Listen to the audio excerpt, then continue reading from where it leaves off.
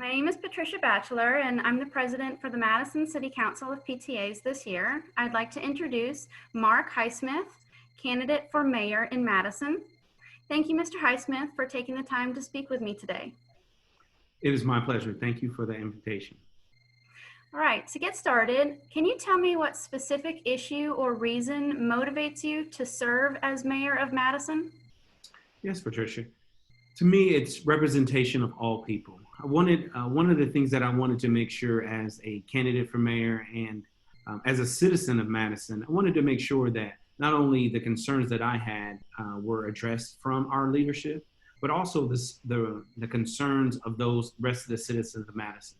And some of those concerns can vary from whether looking at infrastructure as our roads to our schools, but making sure that their voices were heard.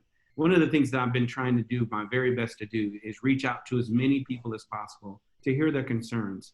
So those things are the things that, as a leader, that you're talking about. And then once those decisions are made, that information is getting back to those citizens that it affects. Thank you for that. Next question. What is your strategy to ensure Madison City growth aligns with your long-term vision and keeps pace with Madison's resources? Well, I think first you must start with a proper assessment. You need to do a proper assessment of our current industrial institutions that we have, our current instructional plans that we have.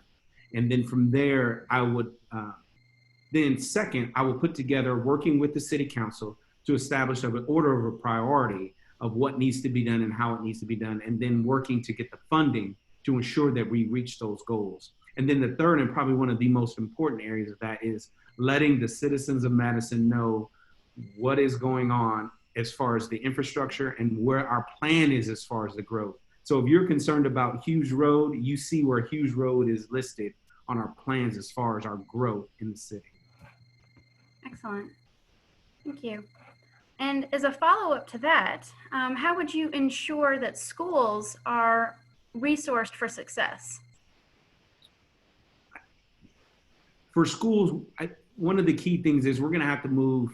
I think we need to have more public dollars that are going to our public schools. I do understand there's some very specific things that on a state or federal level that that pocket of money should be used for those things, but we have to make sure that I see that Madison City Schools are a gem of our community. I mean, we have some of the best schools and some of the best instructors and parents and faculty that help run those schools. But I understand that it takes money to do that. And, it's going to take money and doing the proper allocation of our finances to keep good teachers, to keep good faculty, so we keep our great schools. Thank you. Last question. Okay. What message do you have for Madison City families during this unusual time in history? Wow. First and foremost, COVID-19 is very real and it affects everybody. It doesn't just single out any particular person, ethnic group, or social class. It affects everyone, and unfortunately, it affects everyone differently. One of the things that I would say is we have to follow our very best, the CDC guidelines, from wearing masks, washing our hands, and doing our very best, social distancing first and foremost. But the next is, I think it's very important as citizens of Madison that we have interaction with each other. We check on our neighbors. We check on our family and friends, because it is affecting everyone differently. Some people being at home and not having to deal or interact with people is wonderful and they love it. And some people love to be interaction and that interaction with people, and it's driving them crazy sometimes. So we have to work together to check on each other and think about those students that are used to the interaction. Think about those teachers that love that interaction. And we have to just check on each other and make sure that we're looking out for everyone's best interest.